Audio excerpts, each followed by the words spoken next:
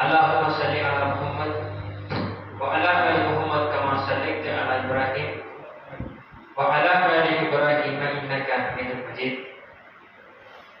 Allahumma barik ala Muhammad wa ala ali Muhammad kama barakta ala Ibrahim wa ala ali Ibrahim innaka Hamidum Majid.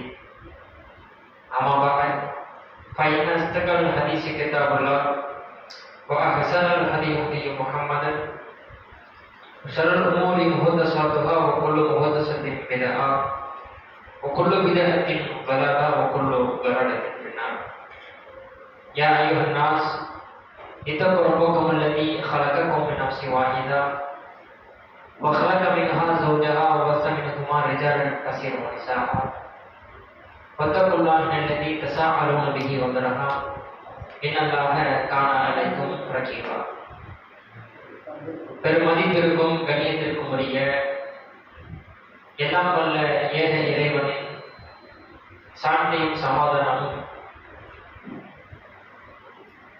நம் உயிரினும் மேலாக மதிக்கப்பட வேண்டிய நபிகள் ஸல்லல்லாஹு அலைஹி வஸல்லம் அவர்கள் மீதும் அன்னவர்களின் சொல் செயல் அங்கீகாரத்தை தன்னால் இயன்ற அளவு பின்பற்றி வாழ்ந்து மறைந்த உத்தம சத்திய சஹாபாக்கள் மீதும் சஹாபிய பெண்மணிகள் மீதும் குறிப்பாக ஏகத்துவ கொள்கையை நிலை முறையில் ஏற்று அதன் அடிப்படையில் வாழ்ந்து கொண்டிருக்கின்ற அத்தனை முஸ்லிம்களின் மீதும் என்றென்றும் நடுநடமாக இருக்கிறேன்.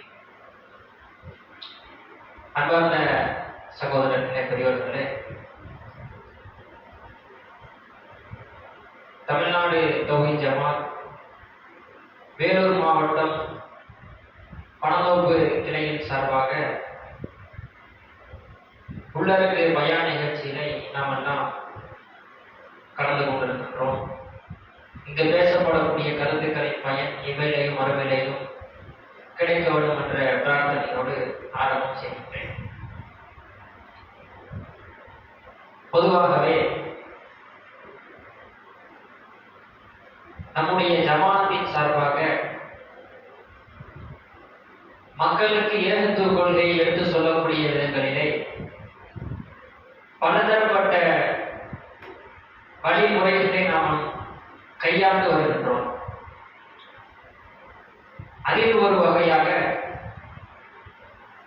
இப்ராஹிம் அலைஹிஸ்ஸலாம் அவர்களுடைய ஒட்டுமொத்த வாழ்க்கையும் சமூக மக்களுக்கு மத்தியிலே கொண்டு போய் சேர்க்க வேண்டும் என்ற நன்னோக்கத்தோடு 10 மாத கால தொடர் பிரச்சாரத்தை நம்முடைய ஜமாத்தின் சார்பாக நாம் செய்து வருகின்றோம். அதிலே இந்த ஜனவரி மாதத்திற்கான தலைப்பு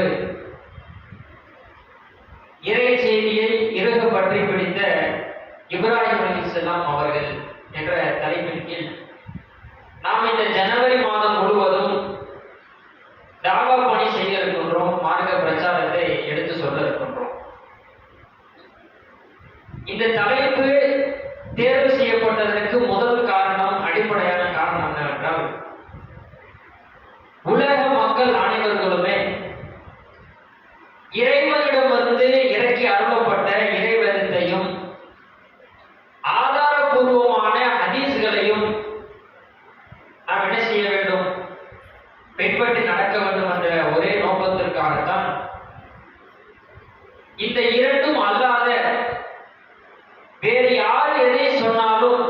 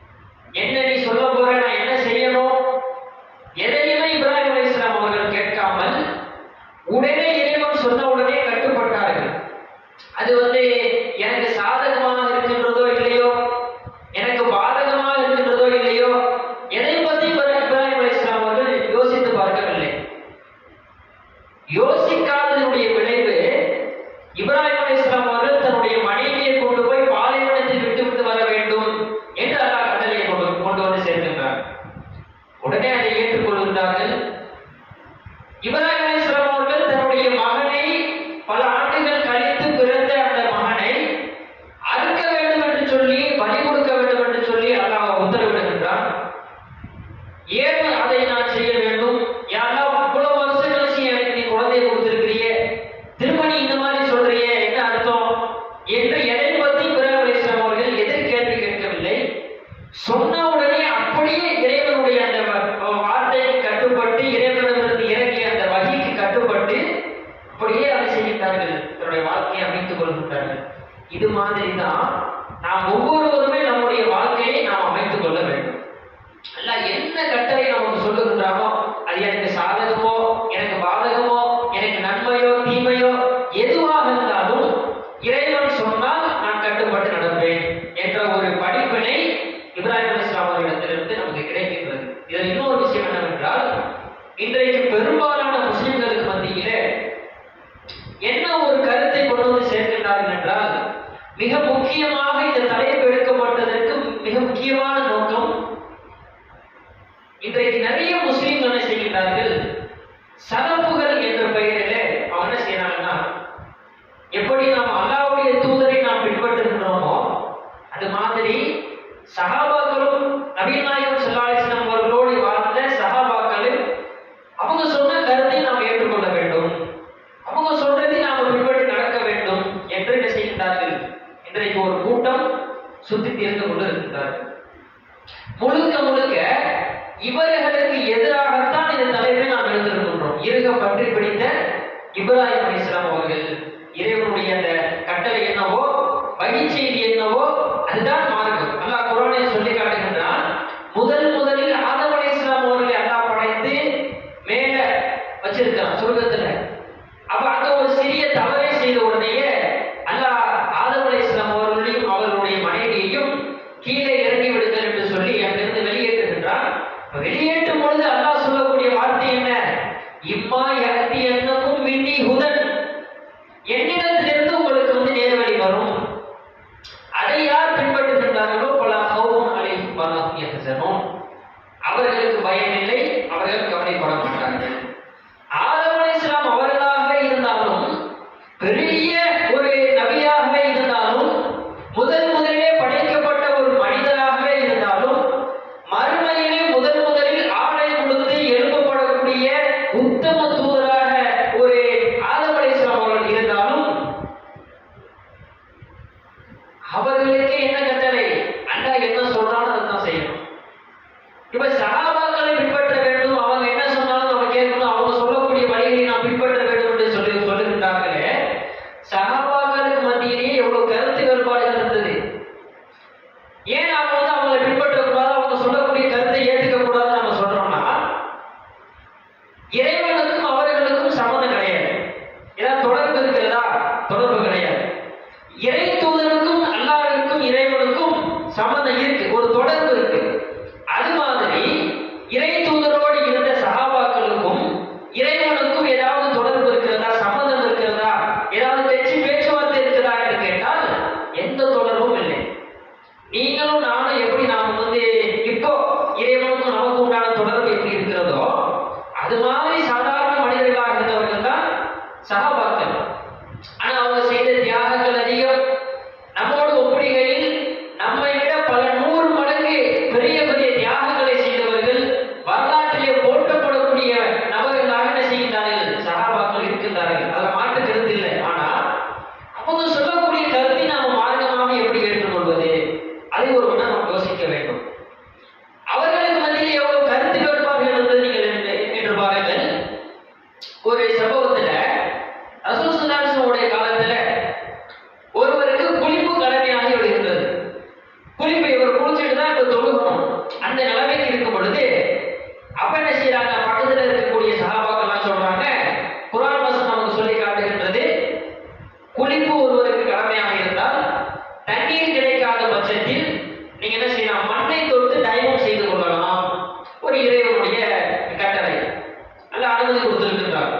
இந்த ஒரு அனுமதி இருக்கின்றது. அதுல ஒரு நபித்தோழர் என்ன சொல்கின்றார், அப்துல்லா இப்னு மசூத் என்ற ஒரு நபித்தோழர் செய்கின்றார். அவர் என்ன செய்யறாருன்னா, இல்ல அப்படி செய்யக்கூடாது அப்படின்றாங்க. ஏன்? இப்போ நாம அனுமதி கொடுத்துட்டோம்னா சாதாரண விஷயத்துக்கெல்லாம் மக்கள் தயவு செய்ய போயிடுவாங்க. சும்மா இப்போ குளிர் காலம், தண்ணியில கை வைக்க முடியல, உடனே தயவு செஞ்சிருவாங்க. தண்ணி இருந்தும் அலட்சியமான நினைச்சு என்ன செய்வாங்க, உடனே தயவு செஞ்சு தொழுதுருவாங்க. இன்னைக்கே நம்ம என்ன செய்யறோம், ரொம்ப பனி இருக்கிறதுனால குளிர் காலமாக இருப்பதனால ஃபஜ்ர் தொழுகையில நாம் எந்திரிச்சு வரும் பொழுது தண்ணியில கை வைக்க முடியாது, உடனே என்ன செஞ்சிருவோம், தயவு செஞ்சுக்கணும். இந்த மாதிரி சில காலகட்டங்களில் அனுமதி இருக்கின்றது. இதை அடிப்படையாக வைத்து அந்த நபித்தோழர் சொல்லுகின்றார், தயவு செஞ்சு தொழுதுக்கலாம் அப்படின்னு சொல்லும் பொழுது அப்துல்லா இப்னு மசூத் ரலியல்லாஹு அன்ஹு சொல்றாங்க, இல்ல இல்ல தயமானா செய்யக்கூடாது அப்படின்னு மறுக்கிறாங்க. அப்ப உடன் இருக்கக்கூடிய நபித்தோழர்கள் சொல்லுகிறார், இல்லையே குர்ஆன் வசனம் இருக்குது, அல்லாஹ் அனுமதி கொடுத்திருக்கிறானே, அல்லாஹ்வுடைய தூதர் அனுமதி கொடுத்தாங்களே என்று சொல்லும் பொழுது அப்துல்லா இப்னு மசூத் என்ன செய்யறாங்க, ஏத்துக்க மறுக்கிறாங்க. அவங்களுக்கு ஒரு ஆதரிப்பதற்கு மனசு இல்லை. அதுக்கப்புறம் இந்த சம்பவத்துக்கு அப்புறம் அம்மார் ரலியல்லாஹு அன்ஹு என்ன செய்யறாங்க, உமர் அலி இருக்கிறாங்க, அவங்கள்ட்ட போய் சொல்றாங்க. அம்மார் அவங்க சொல்றாங்க, எனக்கு ஒரு நாள் ஒரு பயணத்துல இருக்கும்போது தண்ணி கிடைக்கல, உடனே நான் என்ன செஞ்சுட்டேன், மண்ணில் கீழே உருண்டு புரண்டு தயவு செஞ்சு நான் தொழுதுட்டேன் அப்படின்னு சொல்றாரு. உடனே உமர் அலி அவங்க சொல்றாங்க, இது எப்படி நீ செய்ய போச்சு, இப்படி செய்யக்கூடாது அப்படி மறுக்கிறாங்க. அப்துல்லா இப்னு உஸ்மான் அலி அவர்களும் உமர் ரலியல்லாஹு அன்ஹு அவர்கள் என்ன செய்யறாங்கன்னா, தயமுடைய இந்த சட்டத்திற்கு அவங்க ஆதரிப்பதாக இல்லை, அவங்க ஆதரவு கொடுக்கல. அவங்க என்ன கருத்துல இருக்கிறாங்கன்னா, தயவு செய்யக்கூடாது, இப்ப அனுமதி கொடுத்துட்டா மக்கள்கிட்ட அலட்சியமா போயிடும் அப்படின்னு நினைச்சிட்டு இருக்கிறாங்க. இப்ப இவங்களுடைய கருத்தை வச்சு நாம தயவு செய்யாமல் இருக்க முடியுமான்னு கேட்டா, ரசூலுல்லாஹ் என்ன அனுமதி கொடுத்தாங்க, ஒரு குளிர் காலம் வந்துச்சு, தண்ணியில கை வைக்க முடியல, தண்ணியே கிடைக்கல அப்படின்னா நீங்க என்ன செஞ்சுக்கலாம், தயவும் செய்து கொண்டு தொழுது கொள்ளலாம் ரசூலுல்லாஹ் அனுமதி கொடுத்திருக்கிறாங்க. இப்ப இந்த அனுமதி நாம் எடுத்துக்கிறதா, நபிகள் நாயகம் ஸல்லல்லாஹு அலைஹி வஸல்லம் அவருடைய தோழர்களாக இருந்த உமர் அவர்களும் அப்துல்லா இப்னு மசூத் ரலியல்லாஹு அன்ஹு அவர்களும் அவங்களுடைய கருத்தை நாம் ஏற்றுக்கிறதா? அவங்க ரெண்டு பேரும் என்ன சொல்றாங்க, தயவு செய்யக்கூடாதுன்றாங்க. நபிகளா தயவு செய்யலாம் அனுமதி கொடுத்திருக்கிறாங்க. இப்ப இந்த இடத்துல நாம் என்ன பார்க்கணும்னு கேட்டா, யார் எந்த நபித்தோழராக இருந்தாலும் இறை தூதருடைய வழிமுறை என்ன, இறை தூதர் என்ன சொன்னார்கள், அதுக்கு அப்புறம் அவங்கள்ட்ட என்ன நம்ம பேச்சு.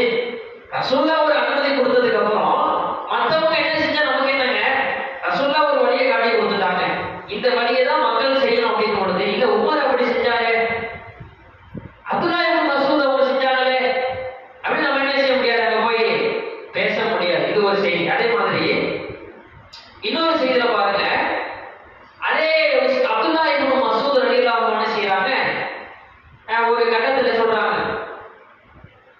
இன்னைக்கு நாம இங்க இருந்து ஹஜ்ஜுக்கு போறதா இருந்தா, ஹஜ்ஜு செய்யவோ உம்ரா செய்யவோ நம்ம போறோம். நாம இங்க இருந்து அங்க செல்லும் பொழுது மினாவிற்கு நாம் சென்றால் லுஹர் அஸ்ர் இஷா இருக்கு பாருங்க, 4 ரக்காத்து. இந்த 4 ரக்காத்து நாம் எப்படி தொழ வேண்டும் தெரியுங்களா உங்களுக்கு? இப்ப நம்ம இங்க அங்க போறோம், ஹஜ் செய்யறதுக்கு போறோம், மினாவுக்கு போயிட்டோம், 4 ரக்காத்து நம்ம எப்படி தொழுகிறது தெரியுமா உங்களுக்கு? தெரியுங்களா? நாம இரண்டா சுருக்கி தொழுதுக்கலாம் இல்லையா? இப்ப நம்ம அங்க போறதா இருந்தா 2 ரக்காத் தான் சுருக்கி தொழுதுக்கலாம். அசர் லுஹரை ரெண்டா சுருக்கி தொழுதுக்கலாம், அசர் ரெண்டா சுருக்கி 2 ரக்காத் தொழுதுக்கலாம். அதே மாதிரி இஷா சுருக்கி தொழுதுக்கலாம். ரசூலுல்லாஹ் தொழுதற்கான ஆதாரம் இருக்கிறது. ஆதாரம் இருக்கும் பொழுது உஸ்மான் இப்னு அஃப்வான் என்ற ஒரு நபித்தோழர் அவர் என்ன செய்யறாருன்னா, 4 ரக்காத்து தொழுதுட்டார், லுஹர் அசர் 4 ரக்காத் தொழுதுட்டார். இந்த செய்தியை அப்துல்லா இப்னு மசூத் அவங்கள சொல்றாங்க, இந்த மாதிரி அஃப்வான் 4 ரக்காத்து தொழுதாரு அப்படின்னு சொன்ன உடனே அவங்க சொல்றாங்க,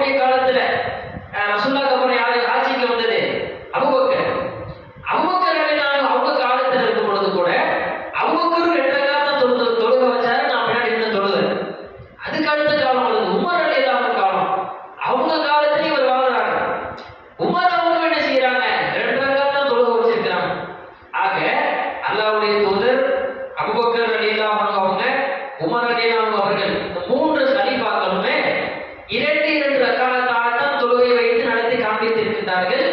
நீங்க 4 தொழுகிறீங்க அப்படின்னு சொல்லி இந்த இடத்துல அப்துல்லாஹ் இப்னு மஸ்ஊத் ரலியல்லாஹு அன்ஹு என்ன செய்றாங்க, இன்னொரு நபித்தோழர் செய்த அந்த காரியத்தை தப்புன்னு சொல்லி காட்டுறாங்க. இப்ப நபித்தோழர்களுக்கு மத்தியில பல கருத்து வேறுபாடு இருக்கு. இப்ப நம்ம உள்ளே இருக்குங்க, ஒரு மார்க்க சட்டத்தை நாம சொல்றதா இருந்தா நம்ம உள்ளே பல கருத்து வேறுபாடு வரும். எல்லாருமே குர்ஆன் ஹதீஸை வச்சுதான் ஒரு முடிவுக்கு வருவோம். குர்ஆன் ஹதீஸ் என்ன சொல்லுதுன்னு வச்சு ஒரு 4 பேரும் ஒரு மசூரா பண்ணும் பொழுது நீங்க ஒரு கருத்து சொல்லுவீங்க, இவர் ஒரு கருத்தை சொல்லுவாரு, நான் ஒரு கருத்து சொல்லுவேன், 4 பேரும் 4 கருத்து சொல்லுவோம். ஏதாவது மதகம்ல இருந்து சொல்ல போறோமா? கிடையாது. எல்லாம் குர்ஆன் ஹதீஸை வச்சுதான் 4 பேரும் 4 கருத்து சொல்லுவோம். அப்ப நமக்குள்ளே பல கருத்து வேறுபாடு வரும் பொழுது குர்ஆன் ஹதீஸ் என்ன சொல்லுகிறது என்பதை நான் செய்யணும், முதல்ல பார்க்கணும். அப்ப நபித்தோழர்களுக்கு அவங்களை மதிக்கணும், அவங்க செஞ்ச காரியங்கள் மகத்தானது, உயிரை கூட இஸ்லாத்துக்காக தியாகம் செய்தார்கள். அவர்களுக்கும் நமக்கும் உள்ள வித்தியாசம் மலைக்கும் மடுவுக்கும் உள்ள வித்தியாசமாக இருக்கின்றது. இருந்த போதிலும் அவர்களை நாம் பின்பற்ற கூடாது என்பதுதான் இப்ராஹிம் அலைஹிஸ்ஸலாம் அவர்களுடைய எடுத்த தலைப்பில் இருந்து கிடைக்கக்கூடிய முதல் படிப்பினை. ஏன்னா இறை செய்தி இருக பற்றி பிடித்த இப்ராஹிம் அலைஹிஸ்ஸலாம் அவர்கள் என்ற தலைப்புக்கு நம்ம எடுத்ததற்கான முதல் நோக்கமே, முன்னோர்கள் சொன்னார்கள், இவர்கள் அவுலியாக்கள் சொன்னார்கள், இதெல்லாம் நமக்கு தேவையே இல்லை.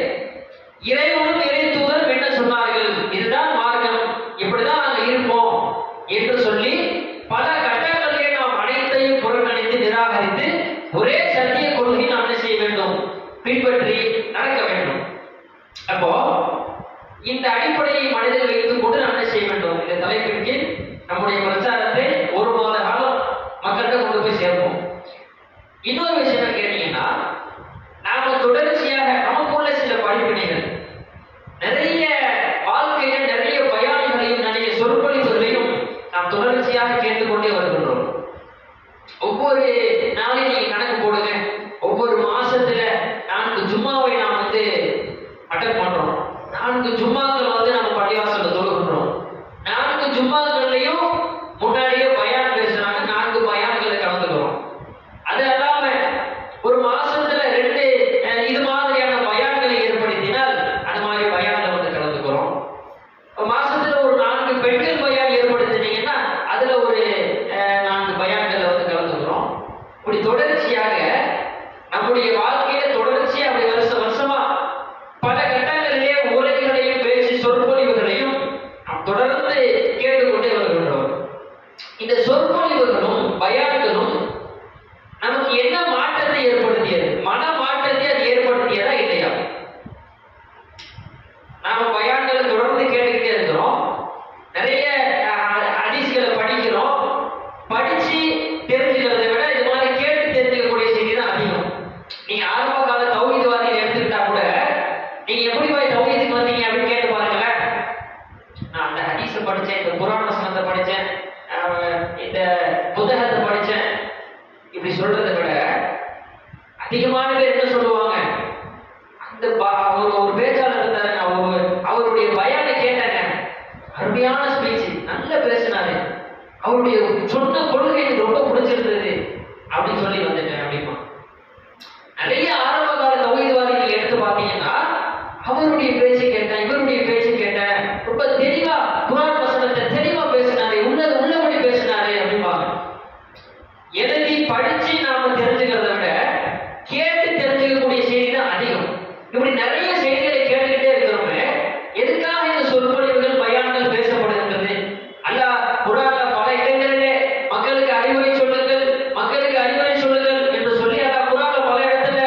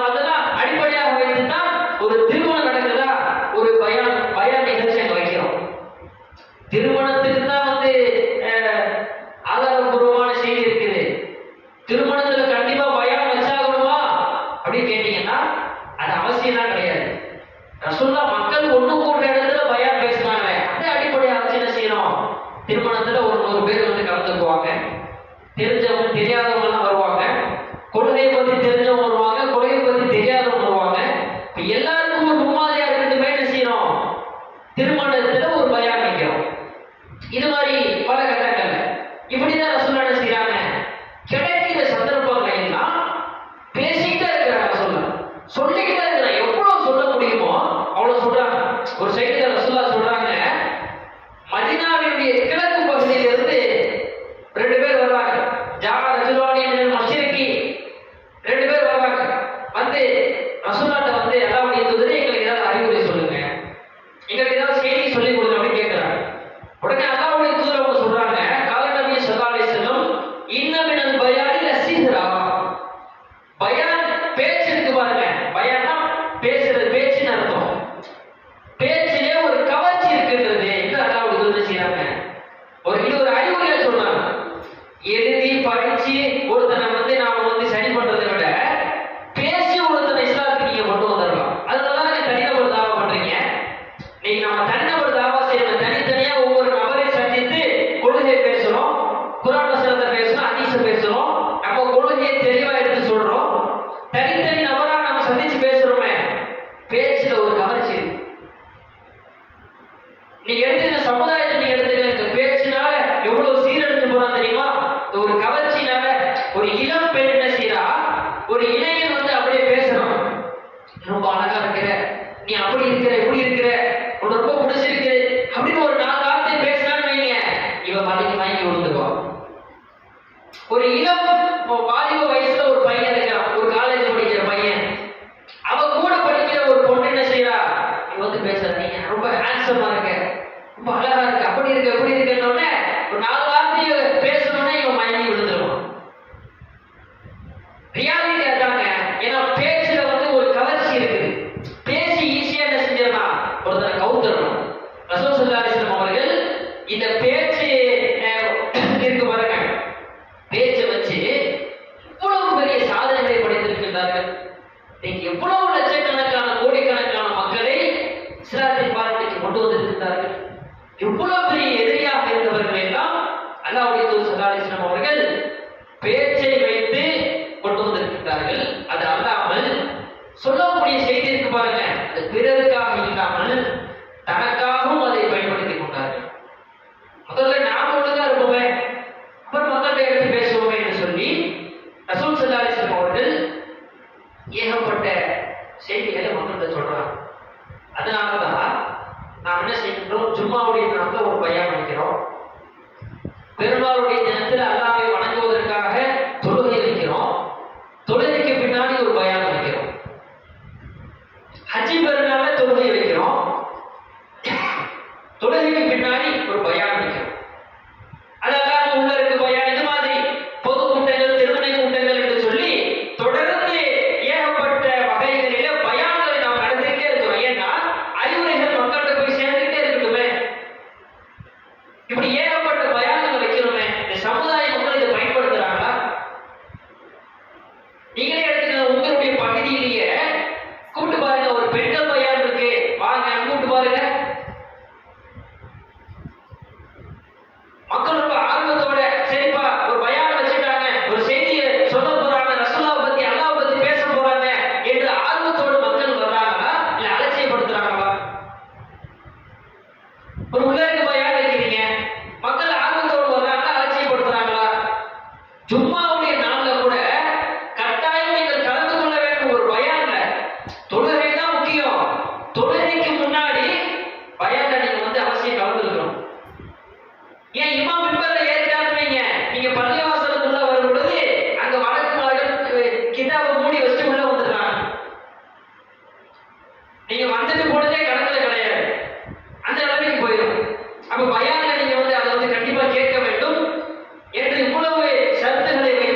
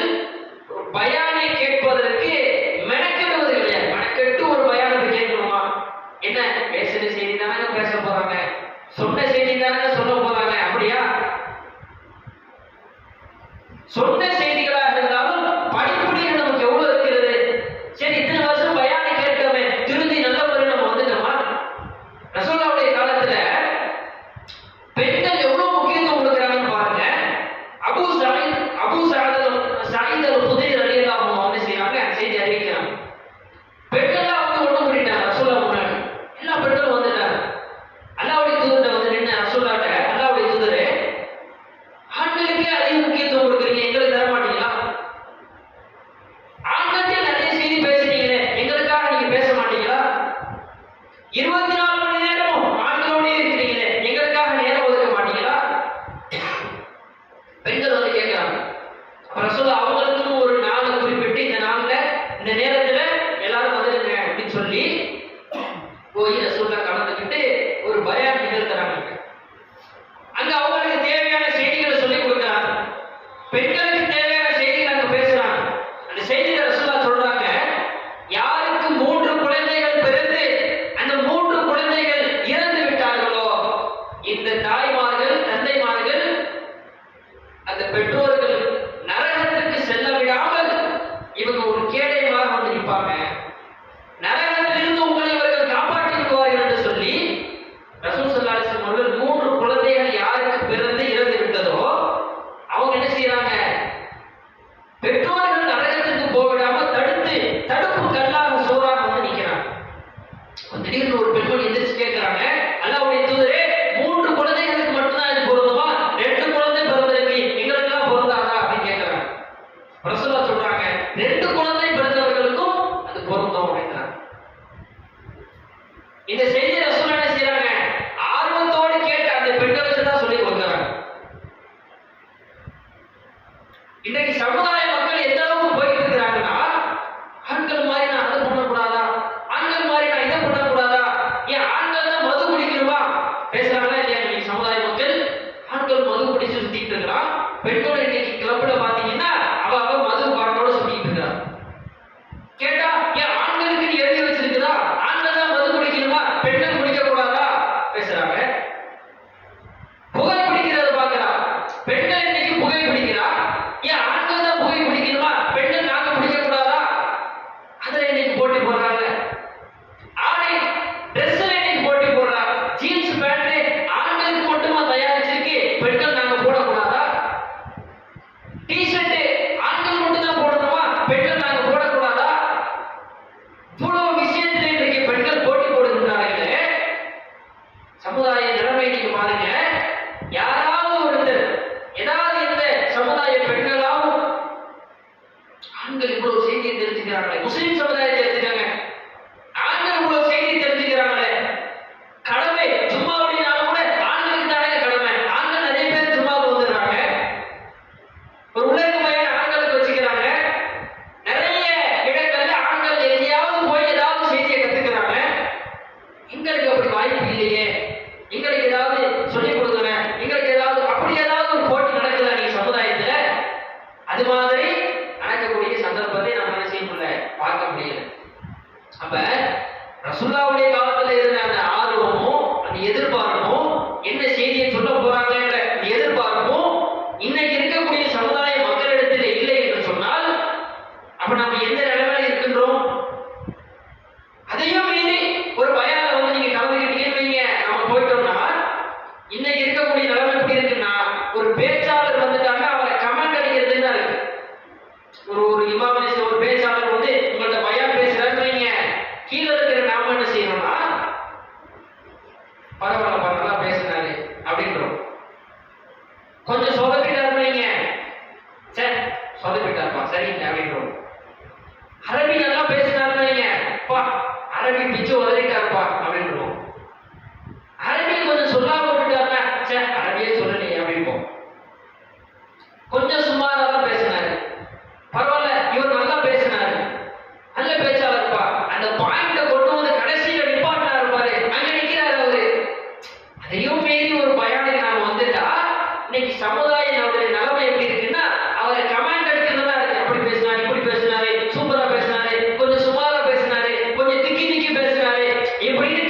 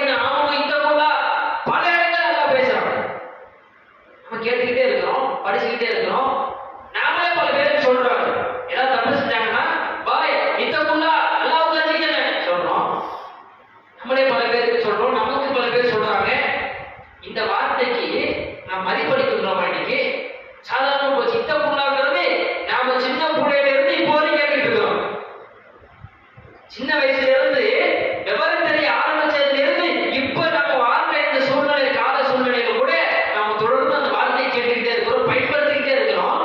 ஆனா ஒரு சில தப்பு செய்யும் பொழுது இந்த வார்த்தை நமக்கு முன்னாடி வர மாட்டேங்குது. பிறருக்கு சொல்றோம், நமக்கு முன்னாடி இந்த வார்த்தை செய்யல வரதில்லை என்று சொன்னால் அப்ப ஈமான் நம்மிடத்திலே சரியாக இல்லை என்பதை நாம் செய்ய வேண்டும், விளங்கிக் கொள்ள வேண்டும். ஈமானை நாம் அதிகரிக்க வேண்டும். நிறைய செய்திகளையும் பயான்களையும் நாம் கேட்டுக்கொண்டே இருக்கின்றோம். கேட்கக்கூடிய பயான்கள் நமக்கு பயன் தர வேண்டும், சொற்பொழிவுகள் நமக்கு பயன் தர வேண்டும். எப்படி பயன் தரும்? நாம் நினைக்கலாம், பல வருஷமா நான் கேட்டுட்டு தான் இருக்கிறேன், 20 வருஷமா நான் பயான் கேட்கிறேன், 25 வருஷமா நான் சொற்பொழிவு எல்லா பயானையும் எல்லா ஜும்மாவையும் விடாம நான் கலந்துக்கிறேன். ஒவ்வொரு பயான் முடிஞ்சு வெளியே போகும் பொழுதும் இது என் வாழ்க்கையை நான் நடைமுறைப்படுத்தணும் அப்படின்னு நினைக்கிறேன். ஒவ்வொரு பயான் முடிஞ்சு அந்த பள்ளிவாசலை விட்டு வெளியே போகும்போது கூட ஒவ்வொரு பயானுக்கு பின்னாடியே நான் மனசுல நினைக்கிறேன், சார் கண்டிப்பா இது நான் வாழ்க்கையில நடைமுறைப்படுத்தணும் அப்படின்னு நினைக்கிறேன். முதல் நாள் அப்படி 2வது நாள் கடந்து போகுது, 3வது நாள் கடந்து போகுது, ஒரு 4 நாள் கடந்துருச்சுன்னு நீங்க திரும்ப அப்படியே பழைய நிலைமைக்கு வந்துடும். கேட்ட செய்தியை முதல் நாள் கடைபிடிக்கிறோம், 2வது நாள் கடைபிடிக்கிறோம், 3வது நாள் அப்படியே கொஞ்சம் சோர்வு வருது, 4வது நாள் அப்படியே விட்டுறோம். அது இதானங்க இன்னைக்கு பெரும்பாலும் நம்மகிட்ட இருக்கிற நிலைமை. ஆனா எல்லாருடைய உள்ளத்துல என்ன இருக்கு? கண்டிப்பா நான் வாழ்க்கையில நடைமுறைப்படுத்தி என்னுடைய வாழ்க்கையில ஒரு மாற்றத்தை கொண்டு வர வேண்டும் அப்படின்னு நினைக்கிறோம். ஆனா நம்மளால செய்ய முடியல. அதுக்கான சில வழிமுறைகளை நாம் கையாள வேண்டும். முதல்ல ஒரு சொற்பொழிவை கேட்கிறோம், ஒரு பயானை கேட்கிறோம்னா முதல்ல நம்ம என்ன செஞ்சோம்? அல்லாட்ட கையெழுத்து, இறைவா பயான சொற்பொழிவுல போய் கலந்துக்கிறேன், உன்னுடைய மார்க்கத்தை தெரிந்து கொள்ளக்கூடிய ஒரு சபையில போய் நான் கலந்துக்கிறேன், இதில் சொல்லக்கூடிய செய்திகள் எனக்கு அது பயன் தர வேண்டும், இறைவா நீ உதவி செய்ய. அல்லாட்ட முதல்ல கையெழுத்து, துவா தான் எல்லாத்துக்கும் ஃபர்ஸ்ட். கையெழுதி விட்டு ஒரு சபையில வந்து நாம் கலந்துக்கிறோம். அடுத்தது 2வது பாயிண்ட், இந்த பயானில் சொல்லப்படக்கூடிய செய்திகள், கருத்துக்கள், ஹதீஸ்கள், குர்ஆன் வசனங்கள் அத்தனையுமே யாருக்கும் கிடையாது, நமக்கானது நம்ம உள்ளத்தில் நம்ம பதியணும். முதல்ல 2வது விஷயம் என்ன? சொல்லக்கூடிய செய்திகள் யாருக்கோ இல்லை, அவருக்கு இல்லை, இவருக்கு இல்லை. நம்மளே பாருங்க, ஒரு பயான்ல உட்கார்ந்துருப்போம், உட்கார்ந்து பேசிக்கிட்டே இருக்கும் பொழுது பேச்சாளர் ஒரு விஷயத்தை குறிப்பிட்டு சொல்லும் பொழுது நம்ம ஃப்ரெண்ட்ஸ் பக்கத்துல இருந்து அதை கூப்பிட்டு சொல்லுவாங்க, உடனே என்ன சொல்றாரு அவரு, அடுத்த ஒரு செய்தி சொல்லும்போது அவன் திரும்ப நம்மள சொல்லுவான், இது உனக்கு தான் அப்படின்னு, இந்த செய்தி உடனே தான் சொல்றாரு அப்படின்னு அடுத்தவனை சுட்டி காட்டி நம்ம சொல்லுவோம். அப்படி இல்லாம எந்த செய்தி சொன்னாலும் இது எனக்கானது, எனக்கான செய்தி இது. அபூ தல்ஹா என்ற ஒரு நபித்தோழர் பெரிய ஒரு தோட்டத்தை தியாகம் பண்ணாரா இல்லையா? அவர் தியாகம் பண்ண, அவர் தியாகம் செய்வதற்கு தூண்டுதல் எது? அல்லாஹ் குர்ஆன் வசனத்தை இறக்கலாம், தனக்கு விரும்பாத தன்னுடைய சகோதரனுக்கு விரும்பாத வரைக்கும் சொர்க்கம் போக மாட்டார். அல்லாஹ் குர்ஆன் வசனத்தை இறக்கலாம். இது யாருக்கோ அப்படின்னு நினைச்சாரா? அவரு யாருக்கோ இறங்கி அப்படின்னு நினைச்சாரா? இல்லையே. அபூ தல்ஹா என்ன நினைக்கிறாங்க? குர்ஆன்ல வந்த வசனம் அது எனக்கானது நினைக்கிறாங்க. அவருக்கானது மட்டுமல்ல, உலக மக்கள் அனைவருக்கும் உண்டான வசனம் அது. அபூ தல்ஹா என்ன நினைச்சாங்க? எனக்கானது இது, என்னதான் அல்லாஹ் குறிப்பிட்டு சொல்றானோ அப்படின்னு நினைச்சு உடனே உயர்தரமான ஒரு தோட்டத்தை அப்படின்னு செய்யறாரு, தானதம் அல்லாஹ்வுடைய பாதையில கொடுத்துறாரு. அப்ப சொல்லக்கூடிய செய்திகள் மற்றவங்களுக்கானது இல்லை, முதல்ல அது எனக்கானது அப்படிங்கிறத என்ன செய்யணும்? நம்ம உள்ளத்துல பதிய வச்சுக்கணும். அடுத்தது, கேட்ட செய்திகளை வச்சு நாம திருந்தணும்னு நினைக்கிறோம். ஒரு தப்பு செஞ்சுக்கிட்டே இருப்போம், தப்பு செஞ்சுட்டு திருந்தணும்னு நினைப்போம்.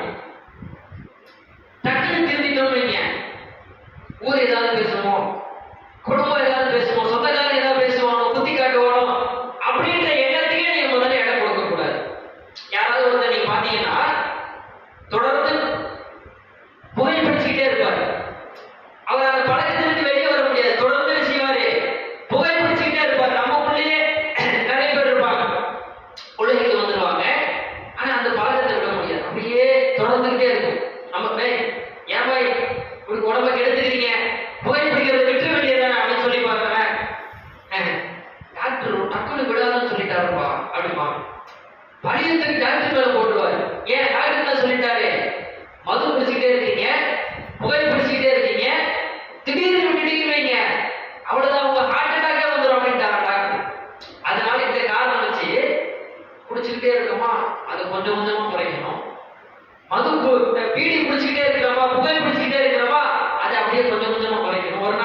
குறைஞ்சு அப்படியே கொஞ்சமா 8, அப்புறம் 6, 5, அப்படி 2, இப்படி கொஞ்சம் கொஞ்சமா குறைக்கணும். இன்ஷால்லா குறைச்சிடுவேன். டக்குனு ஒரு காரியத்தை நாம மாற்றும் பொழுது ஊர் உலகம் என்ன பேசும், சமுதாயம் என்ன பேசும், அதுக்கு இடம் கொடுத்துடவே கூடாது. யார் என்ன நினைச்சாலும் சரி, இப்ராஹிம் அலைஹிஸ்ஸலாம் அவர்கள் எப்படி இறைவனுடைய கட்டளை அப்படியே கட்டுப்பட்டு அதை வாழ்க்கை நடைமுறைப்படுத்தினார்களோ அது மாதிரி அப்படி நம்ம என்ன செய்யணும், நடைமுறைப்படுத்தணும். இது 3வது. 4வது, மற்றவர்களால் முடிந்த ஒரு காரியம் என்னால ஏன் முடியாது அப்படின்ற ஒரு மனப்பான்மை உள்ளத்துல வரும், ஒரு பெரிய வரும். சஹாபாக்கள் பெரிய மனது மிக்கவர்கள், ஆனா அவர்கள் சாதாரண மனிதர்கள் இல்லையா? சாதாரண மனிதர்களால் எவ்வளவு பெரிய தியாகத்தை செய்ய முடிந்தது. அப்ப நானும் அவங்கள மாதிரி சாதாரண மனுஷன் தானே, அவங்களால முடிஞ்சது என்னாலையும் முடியும். அந்த ஒரு நிலைமைக்கு நாம் வரணும். அது என்னாலே செய்ய முடியாது. ரசூலுல்லா என்ன கேட்டாலும் கொடுத்தாங்க, தியாகம் பண்ணாங்க, குடும்பத்தை, பொருளாதாரத்தை எல்லாத்தையும் தியாகம் பண்ணவங்க. அவங்க செஞ்சாங்க, நம்மளால ஏன் செய்ய முடியல? அப்ப அவங்களும் நாமளும் சரியான ஈக்குவல் சாதாரண மனுஷன் தான், அவங்களால முடிஞ்சது எங்களாலையும் முடியும் அப்படிங்கிற அந்த எண்ணம் நமக்குள்ள வரணும். இது சின்னீங்க நம்ம ஆட்டோமேட்டிக்கா அந்த வாழ்க்கையை அப்படியே அதை கடைபிடிக்கும். கடைசியா கேட்கக்கூடிய செய்திகளை முடிந்த அளவுக்கு மற்றவங்கள்ட்ட எடுத்து சொல்லக்கூடிய அந்த மனப்பக்குவத்தை நம்ம ஏற்படுத்திக்கணுங்க. ஏன்னா இன்னைக்கு தௌஹீத்வாதிகளாக இருக்கக்கூடிய நாம நிறைய செய்திகளை சொல்றாங்க பாரு, ஆனா வாழ்க்கையில நடைமுறைப்படுத்த மாட்டாங்க அப்படின்ற ஒரு குற்றச்சாட்டை நாம் ஆளாயிடக்கூடாது. ஏன்? அது ஒரு பக்கம். இன்னொரு பக்கம் என்னன்னா, கேட்ட செய்தியை நாம பிறருக்கு சொல்லும் பொழுது நமக்கே ஒரு குற்ற உணர்ச்சி வரும். முதல்ல நீங்க போய் ஒரு தொழுங்க பாய் சொல்றீங்க, பாய் தொழுகை விடாதீங்க, தொழுதுகிட்டே இருங்க, தொழுகை விட்டாதீங்க அப்படின்னு பேசுறீங்க. உங்க நண்பர்கள் நீங்க உங்க ஃப்ரெண்ட்கிட்ட சொல்றீங்க, தொழுகை விட்டாதா, தொழுதுக்கடா அப்படின்னு சொல்றீங்க. ஆனா நீங்க தொழுகல, நீங்க தொழுக மாட்டேங்கிறீங்க. அப்போ ஃப்ரெண்ட் என்ன சொல்லுவான், முதல்ல நீங்க தொழுடா அப்படின்னு. குற்ற உணர்ச்சி நமக்குள்ள வரலன்னீங்க, நாம அதை பத்தி கவலைப்பட மாட்டோம். அப்போ பிறருக்கு எடுத்து சொல்லக்கூடிய அந்த மனப்பக்குவம் நம்மகிட்ட இருக்கும் பொழுது ஆட்டோமேட்டிக்கா குற்ற உணர்ச்சி நமக்குள்ள வரும். நம்ம சொல்றோமே, நம்ம செய்யணுமே. ரசூலுல்லா இன்னைக்கு வரைக்கும் அவர்களை பற்றி நான் பேசணும் என்று சொன்னால் சொன்ன செய்திகளை அல்லாஹ்வுடைய தூதர் அப்படியே வாழ்க்கையில் அதை நடைமுறைப்படுத்தினாங்க. கொஞ்சம் யோசிச்சு பாருங்க. ஹஜ்ஜத்துல் விதா கடைசி காலகட்டத்தில் ரசூல் ஸல்லல்லாஹு அலைஹி வஸல்லம் அவர் என்ன செய்தி சொல்றாங்க, வட்டி இன்று முதல் தடை செய்யப்படுது, ஒழிக்கப்படுது அப்படின்னாங்க. அதுக்கு ரசூலுல்லா முதல்ல எங்க ஆரம்பிச்சாங்க? ஏன் குடும்பத்தில் ஆரம்பிச்சாங்க. ரசூலுல்லா ஏன் குடும்பத்தில் என்னுடைய தகப்பன் பேரு சிறிய தந்தை அப்பாஸ் அவர்களுக்கு வர வேண்டிய வட்டி பணத்தை நாங்கள் இனிமே வாங்க மாட்டோம் அப்படின்னு தடை பண்றாங்க. ஊருக்கு உபதேசத்தை சொல்றாங்க.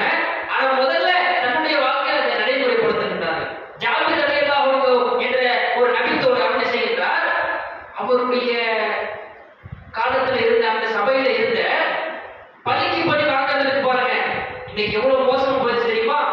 ஜாபிர் என்ன பண்றாங்கன்னா, அவங்க காலத்துல ஒருத்தருடைய குழந்தைய கொண்டுட்டாங்க. ஒரு கிளை இன்னொரு கிளை, ஒரு குலம் இன்னொரு குலம். இந்த குலத்துல இருக்கிற குழந்தைய இந்த குலத்தை என்ன பண்றாங்கன்னா கொண்டுட்டாரு. இப்ப பலிக்கு பலி வாங்குறதுக்கு இஸ்லாத்துல அனுமதி இருக்குல்ல, கண்ணுக்கு கண்ணு, பல்லுக்கு பல்லு, கொலைக்கு கொலை. அப்ப ஜாபிர் ரலியல்லாஹு அன்ஹு என்ன பண்றாங்கன்னா, ரசூலுல்லாஹ்வே விட்டு கொடுத்துட்டு போறாங்கல்ல, ரசூலுல்லாஹ்வே என்ன செய்யறாங்க, அப்படியே வட்டி விட்டு கொடுக்குறாங்க.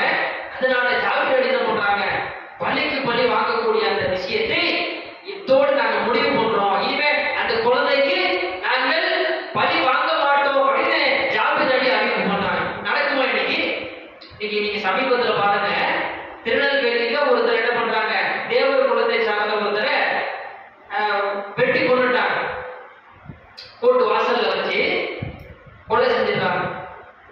அது தேவர்களுக்கு உண்டான ஒரு பகை, ஜாதி பகை. இன்னைக்கு நேரத்தில் ஆரம்பிச்சது இல்லைங்க. முத்துராமலிங்க தேவர்னு ஒருத்தர் இருந்தார், பசும்பொன் முத்துராமலிங்க தேவர், கேள்விப்பட்டிருப்பீங்க, ரொம்ப பெரிய ஆளு. அவருக்கு ஒருத்தர் சாட்சி சொல்ல போனார். அங்க ஆரம்பிச்சது. ஒருத்தர் என்ன செஞ்சாங்க, அங்க வெட்டினாங்க, கொலை பண்ணாங்க. எப்பவோ பல வருஷத்துக்கு முன்னாடி நடந்த அந்த பணி தொடர்ந்து இன்னைக்கு வரையும் வருது. இன்னைக்கு வரைக்கும் அது அப்படியே தொடர்ந்துட்டே இருக்கு. ஏன்னா பணிக்கு பணி வாங்குறது சாதாரண ஒரு சமுதாயத்தால விடவே முடியாது. ஆனா ஜாபிர் என்ன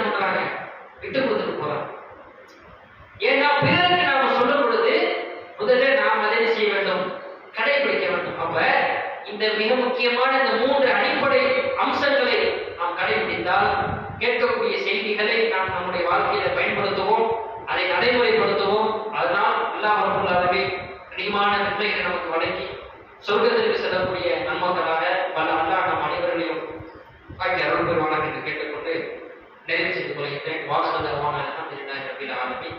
அஸ்ஸலாமு அலைக்கும் வரஹ்மத்துல்லாஹி வபரகாத்துஹு.